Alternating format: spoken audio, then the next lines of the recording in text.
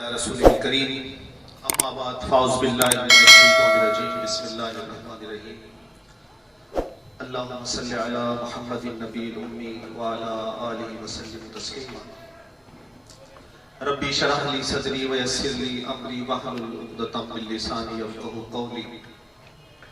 अज़ीज़ सामीन अस्सलामु अलैकुम व रहमतुल्लाहि व बरकातुहू।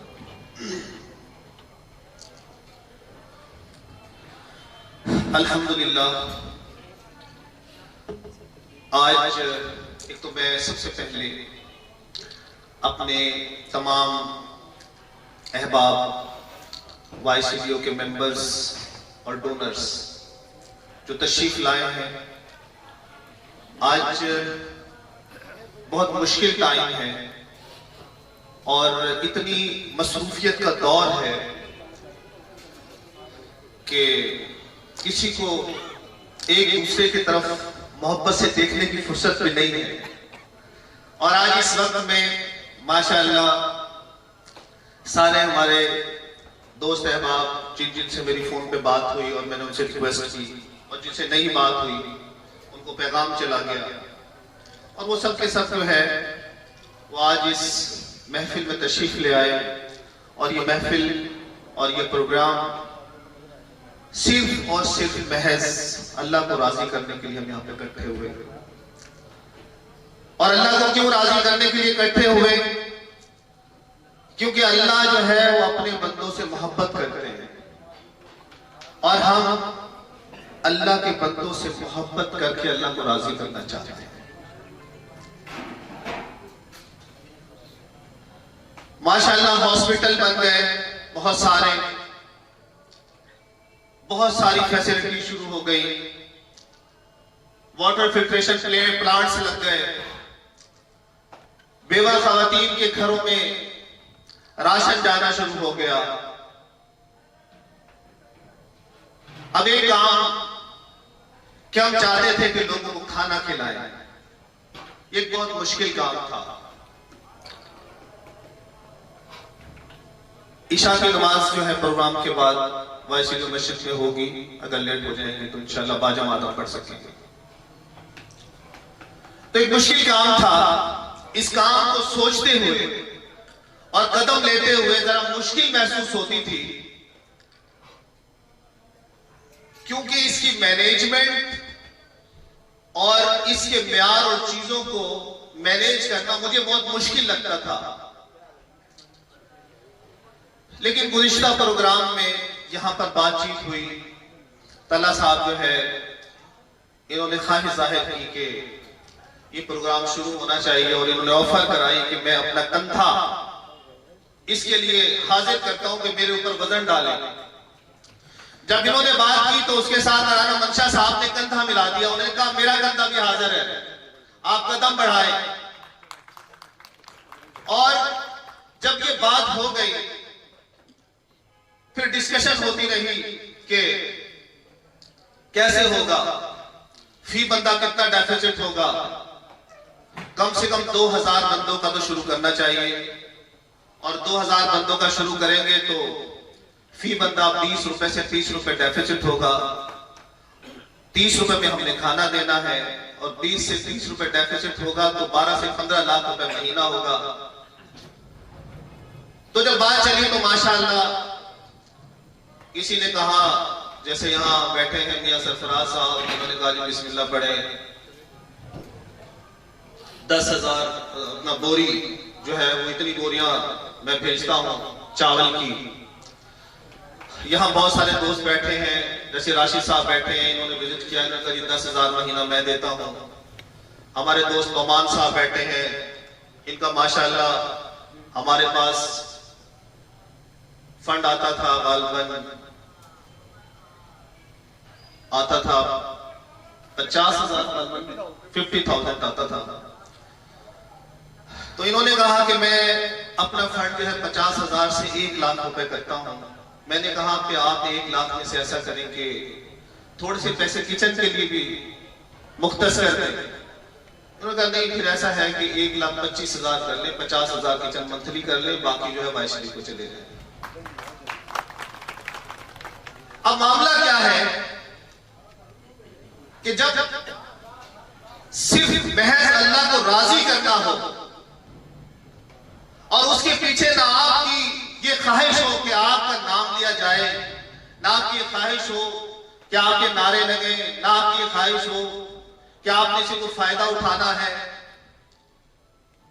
तो फिर ऐसे काम में अल्लाह ताला हिस्सेदार होते हैं। और जिस काम में अल्लाह हिस्सेदार होते हैं वो काम कैसे हो सकता है कि उस काम में रुसवाई हो? कैसे हो सकता है कि उस काम को चलाने में मुश्किल हो? तो माशाल्लाह 1 महीना हो गया और अल्लाह की मदद से अभी खोखर साहब आए हुए माशाल्लाह अपनी टीम के साथ। इन्होंने ख्वाहिश जाहिर की कि गल्ला मंडी में हमारा पॉइंट बनना चाहिए, सॉरी लक्कड़ मंडी में। और हमारे दोस्त गल्ला मंडी से आए हुए हैं, इन्होंने कहा कि एक पॉइंट जो है वो गल्ला मंडी में बनना चाहिए। और रंगीलपुर में जो है राना मंशा साहब जो है वो ख्वाहिशमंद कि भाई रंगीलपुर में एक्सपेंसिव हम उठाते हैं, वहां पे शुरू करें। बस कदम बढ़ाया तो अल्लाह ताला ने आसानियां की। देखिए कि हमारी इतनी सी जिंदगी है, अब जितनी जितनी हमारी उम्रें हो चुकी हैं, अगर आप जमा तफरी करेंगे तो हमारे पीछे थोड़ा सा टाइम बचा हुआ है, लेकिन हम बहुत कॉन्फिडेंट हैं कि अभी मरना नहीं। रोजाना हम जनाजों में जा रहे हैं, लेकिन ऐसा लगता है कि शायद इसी को दफना के आना है, उसके बाद हमारा नंबर नहीं आएगा। हम मेरे समय हर बंदा बहुत मुतमईन है। खाना खिलाना, खाना खिलाना कितना बड़ा अफसल काम, कितना बड़ा अफसल काम है। और ये बात मैं पहले भी कर चुका हूं, दोबारा दोहरा देता हूं। एक छोटा सा वाकया, और भी बातें होंगी आपसे। अगर आप बोर होंगे ना तो फिर आप थोड़ा सा ऐसे कोई बंदा इशारा कर दे तो फिर हम जल्दी जल्दी क्लोज करते हैं, जब आप बोर होना शुरू। एक मशहूर वाकया आपने सबने सुन रखा हो शायद। उलमा कराम आमतौर पर इस वाकये को बयान करते हैं कि हजरत मूसा अलैहिस्सलाम से एक शख्स ने कहा कि मूसा कभी पेट भर के खाना नहीं खाया, कभी वो लज्जत महसूस नहीं की कि पेट भर के महसूस कैसा होता है। तो आप कोहे दूर पर जाते हो, अपने रब से कहो कि कोई ऐसा बंदोबस्त कर दे कि मेरा रिस्क बढ़ाए कि मैं पेट भर के खाना खाऊं। हजरत मूसा अलैहिस्सलाम कोहे दूर पर गए और अल्लाह से अर्ज की, अल्लाह तेरा बंदा जो है वो कहता है कि पेट भर के खाना खाया नहीं, उस लज्जत को महसूस नहीं किया कि पेट भर के महसूस कैसा होता है। ऐ रब्बुल आलमीन उस शख्स का रिस्क बढ़ा दीजिए। अल्लाह ने फरमाया, मूसा उसकी किस्मत में रिस्क इतना ही है, बढ़ नहीं सकता। वापस आए, आके उस शख्स को कहा कि अल्लाह फरमाते हैं तेरा रिस्क बढ़ नहीं सकता, तेरे किस्मत में रिस्क इतना ही है। तो कहने लगा, मूसा मैं उस लज्जत को महसूस करना चाहता हूं कि जब बंदा पेट भर के खाना खाता है तो कैसे होता है। तो अपने रब को कहो कि मुझे मेरी किस्मत का सारा खाना एक ही बार दे दे, ताकि मैं अपना पेट भर के उस लज्जत को महसूस करूं। फिर मूसा कोहे दूर पर तशरीफ ले गए, अल्लाह से कहा रब्बुल आलमीन, वो शख्स कहता है कि मेरा रिस्क मुझे एक ही बार दे दिया जाए। तो अल्लाह ने फरमाया कि मूसा उसका रिस्क हम एक बार दे देते हैं। वक्त गुजर गया, हजरत मूसा अलैहिस्सलाम एक जगह से गुजर रहे थे तो क्या देखते हैं कि एक डेरा है और लोग वहां पर खाना खा रहे हैं, लाइनें लगी हुई है, लंगर चल रहा है। हजरत मूसा अलैहिस्सलाम बड़े हैरान हुए कि यहाँ पर कौन ऐसा सफी आ गया। जाकर देखा तो वही शख्स था कि जिस शख्स के बारे में पहले अर्ज मारूफ हो चुकी थी। तो बड़े हैरान और परेशान हुए। फिर जब कोहे दूर पर गए तो अल्लाह से कहा, है अल्लाह ये क्या माजरा है कि मुझे तो कहा इसका रिस्क नहीं बढ़ सकता। तो अल्लाह ने फरमाया, मूसा जब मैंने उसको सारा रिस्क दिया तो उस रिस्क में से उसने पेट भर के खाना खाया और जो वो उसका खानदान खा सकता था उन्होंने खाना खाया और बाकी सारा खाना मेरी राह में खर्च कर दिया, लोगों को खिला दिया।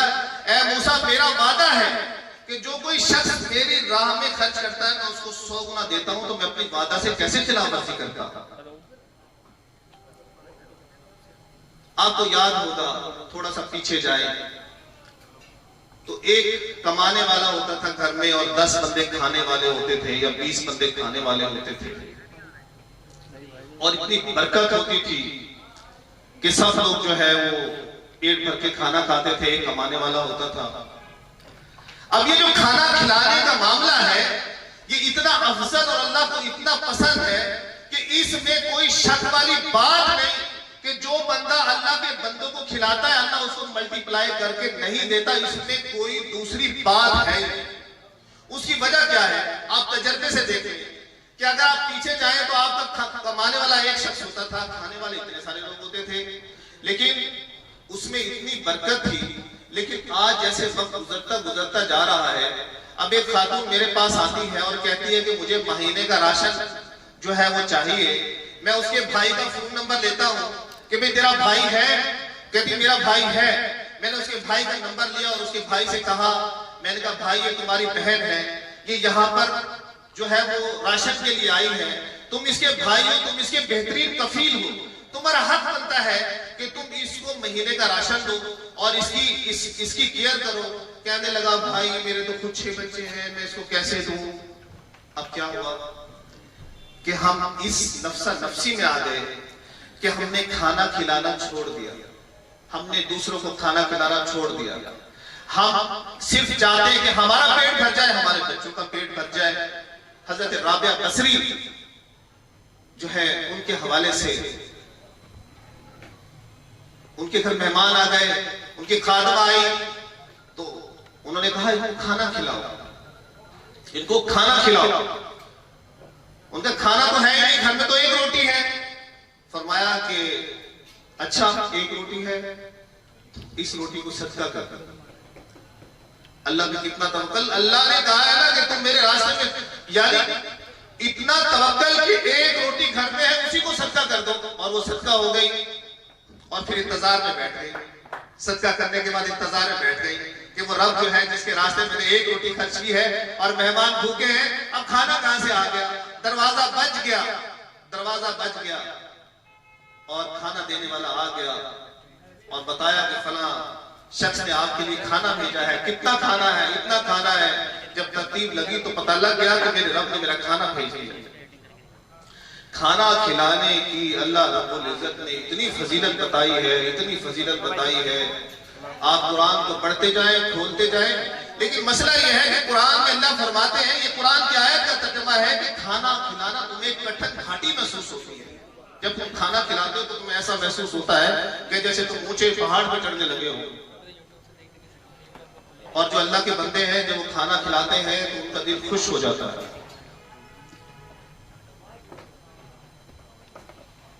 अब जैसे सूरह दहर में है कि सूरह दहर में अल्लाह ताला जो है यतीमों, मिस्कीनों और कैदियों को खाना खिलाने की से इतनी मोहब्बत का इजहार करते हैं कि पूरी सूरत आप पढ़ते जाएं, पूरी सूरत आप पढ़ते जाएं तो आप हैरान हो जाएंगे कि अल्लाह ताला जो है फरमाते हैं कि जो यतीम और मिस्कीन और कैदी को खाना खिलाता है, अल्लाह फरमाते हैं कि मैं उसके ऊंचे ऊंचे मसनदों पर बिठाऊंगा और उसको ऐसे मसनदों पर बिठाऊंगा जहां पर ना ज्यादा सर्दी होगी और ना ज्यादा गर्मी होगी।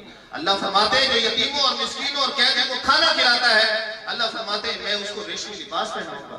अल्लाह फरमाते हैं कि जो यतीमों, मिस्कीनों और कैदियों को खाना खिलाता है, अल्लाह फरमाते हैं कि मैं उसको ऐसे जाम पिलाऊंगा जिनका नाम सलसबील है।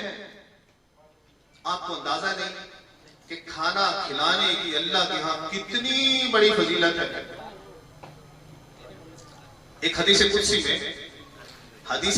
में प्यारे नबी सल्लल्लाहु अलैहि वसल्लम फरमाते हैं कि जब क़यामत बर्पा हो जाएगी और अल्लाह हिसाब किताब लेगा, एक शख्स अल्लाह की बारगाह में हाजिर होगा और अल्लाह से रिक्वेस्ट करेगा, दरखास्त करेगा कि मुझ पर रहम किया जाए।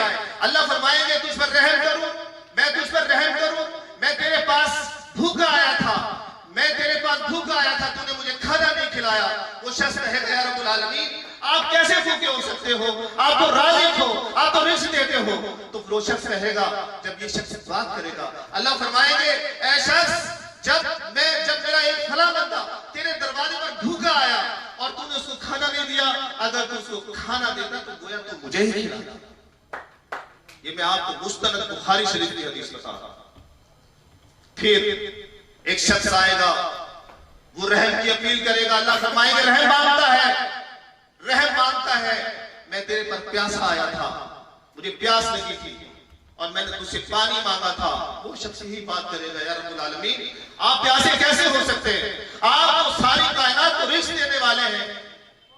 तो अल्लाह फरमाएंगे कि एक शख्स पर प्यासा आया, तुम इसको पानी नहीं पिलाया, तू अगर उसको पानी पिलाए तो गोया कि तू मुझे पानी पिलाया। अल्लाह अपने बंदे से बहुत मोहब्बत करते हैं, अल्लाह अपने बंदे से बहुत मोहब्बत करते हैं। और पूरा कुरान का जो उन्वान है वो इंसान। और आप देखें, आपने कभी देखा किसी बेनमाजी बंदे पर अल्लाह का अचानक अजाब आ गया हो? कभी आपने देखा जिसने हज ना किया हो उस पर अजाब आ गया हो? अजाब उस वक्त आता है अल्लाह का जब कोई शख्स किसी इंसान के साथ जुल्म करता है, उस वक्त अजाब आता है। सूरह मुनाफिकीन को आप पढ़ें, सूरह मुनाफिकीन की आप सूरत को पढ़ें तो उस एक आयत में यह है कि जब इंसान फौत हो जाएगा और उसके बाद जब वो सदका करने के अजर सवाब को देखेगा तो अल्लाह से अर्ज करेगा, ए अल्लाह थोड़े टाइम के लिए मुझे जिंदा तो करे, मुझे थोड़ी सी जिंदगी दे, मैं तेरे रास्ते में सदका करना चाहता हूँ। सूरह मुनाफिकीन को पढ़ कि मुझे थोड़ी सी जिंदगी दे, मैं सदका करना चाहता हूँ। वो ये नहीं कहेगा कि मुझे थोड़ी सी जिंदगी दे, मैं हज करना चाहता हूँ, मुझे थोड़ी सी जिंदगी दे, मैं उम्रा करना चाहता हूँ, या मुझे जिंदगी में मैं नमाज में 2 सजदे करना चाहता हूं। वो कहेगा वो क्यों कि वो सदके के अजर को देख लेगा कि सदका अल्लाह के रास्ते में खर्च करने का कितना बड़ा अजर है। और फिर खर्च करने वाले, जो अल्लाह के राह में खर्च करने वाले हैं, माशाल्लाह हमारे पास बहुत सारे, ये सारे दोस्त खर्च करने वाले, इतने सारे लोग बैठे हुए हैं। कुछ ऐसे खर्च करने वाले बैठे हुए यहाँ पर कुछ ऐसे खर्च करने वाले बैठे हुए कि जब उनसे मैं आपको हकीकत बता रहा हूं कि जब उनसे मैं खर्च करने की बात करता हूं तो मुझे ऐसा लगता है कि ये सब कुछ ही लुटा देंगे। जब मैं बात करूंगा कि मुझे ये चाहिए कि ये भी ले लें, ये भी ले लें, ये भी ले लें, ये भी ले लें, ये अल्लाह की खास रहमत है, ये अल्लाह की खास रहमत है। एक हदीस में अल्लाह के रास्ते में खर्च करने वाले से मुताल्लिक प्यारे नबी सल्लल्लाहु अलैहि वसल्लम फरमाते हैं कि जो बंदा अल्लाह के रास्ते में खर्च करता है, सखी की निशानी यह है कि जब वो अल्लाह के रास्ते में खर्च करता है तो जब वो खर्च करने का इरादा करता है तो उसका दिल बाग बाग हो जाता है। और आप फरमाते हैं उसकी मिसाल ऐसी है कि जैसे उसने ज़िरा पहन रखी हो और जब ज़िरा पहने हुए जब अल्लाह के रास्ते में खर्च करने का इरादा करता है तो उसकी ज़िरा ढीली होना शुरू हो जाती है और उसको इतना कंफर्टेबल करती है कि हदीस शरीफ में कि उसकी ज़िरा इतनी बड़ी हो जाती है कि जमीन पे घसीटना शुरू कर देते हैं। और फरमाया कि ऐसा शख्स जो बखील है,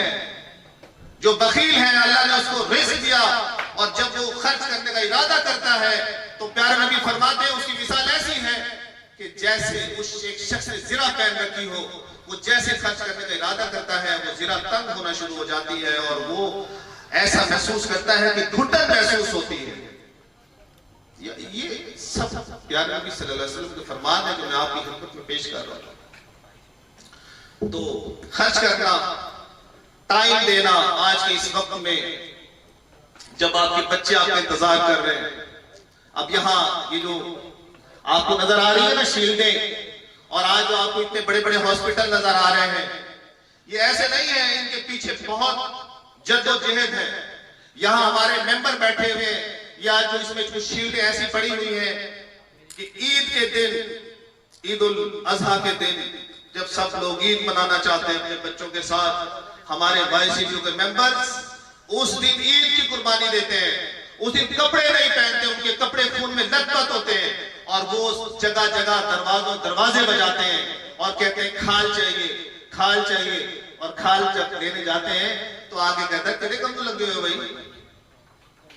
अगला जब बंदा कहता है, जब देखता है ना खा ले रहे हैं, माशाल्लाह अबरार निसार साहब है ना हमारे, जो है वो बताते हैं कि जब मैं दरवाजा बजाया जी खाल राणा साहब तेरे कम को लगे हुए हो। यानी अल्लाह के रास्ते में कोशिश करना, मेहनत करना, इसको लोग समझते हैं ये फ्रॉडी बंदे, फराड हो रहा है। लेकिन आज वाईसीडीओ प्रोजेक्ट्स हैं। आज अगर हम इतने प्रोजेक्ट्स बना लिए, ये 15 करोड़ रुपए का हॉस्पिटल, 15 करोड़ रुपए का ये हॉस्पिटल है। अभी आई डिपार्टमेंट जो है हमने तकरीबन 1.5-2 करोड़ रुपए की उसपे मशीनरी मंगाई है, और मुल्तान का टॉप का आई का हमने हॉस्पिटल इसको यहाँ पे प्लान किया है। मैं गारंटी से कहता हूँ कि जनूबी पंजाब में हमारे मुकाबले की मशीनरी नहीं होगी, डॉक्टर भी नहीं होगा। आप आगे चेक करें।